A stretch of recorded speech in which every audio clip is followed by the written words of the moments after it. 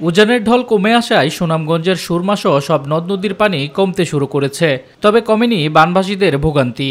এখনও পানির নিচে 11 উপজেলার প্রায় 7 লাখ মানুষ। এরই মধ্যে সবচেয়ে বেশি দুর্ভোগে দোয়ারা বাজার ও ছাতক উপজেলার বাসিন্দারা। রাস্তাটায় অত নিচা, মানে আপনার 4 ফুট 5 ফুট পর্যন্ত পানি হয়ে যায়। এর বাদে বুক পানি হয় আমার উঠার না। পাহাড়ি ঢলে উজান থেকে নেমে আসা পানি ও প্রবল বর্ষণে সিলেটের বন্যা পরিস্থিতির অবনতি হয় ব্যাপক দুর্ভোগে সাধারণ মানুষ। পানিবন্দী হয়ে পড়েছে কয়েক লাখ মানুষ।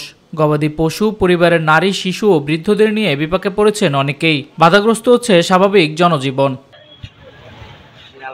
উত্তরেও বাড়ছে বন্যার শঙ্কা। তিস্তার পানি বেড়ে যাওয়ায় নেত্রকোনার কলমাকান্দায় প্লাবিত হয়েছে 5টি ইউনিয়নের 30টি গ্রাম। এদিকে কুড়িগ্রামে গত 2 দিনে সদর ও রৌমারী উপজেলায় গৃহহীন হয়ে পড়েছে 50 পরিবার। টানা বৃষ্টিপাতের কারণে জলাবদ্ধতায় প্রায় শতাধিক বাড়ির মানুষ পানিবন্দী হয়ে পড়েছে। এদিকে ভারী বর্ষণ আর পাহাড়ি ঢলে তিস্তা, ধরলা সহ সব নদ নদীর পানি বৃদ্ধি পেয়েছে।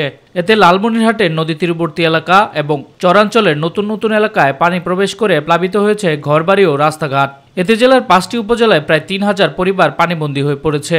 ডুবে গেছে কয়েক হাজার একর ফসলি ক্ষেত। বাদাম তলে গেছে, ধান পড়ছে, তার চাষা, ভুট্টা এগুলো সম্পূর্ণ তলে হয়ে গেছে। এই ফসলগুলো নষ্ট হয়ে গেছে। এখন পানি টানলে পাওয়া যাবে, আর না হলে তো শেষ। বাদাম সম্পূর্ণ যে তলে গেছে বন্যার পানিতে, পাট ভাঙি যাওয়া আছে।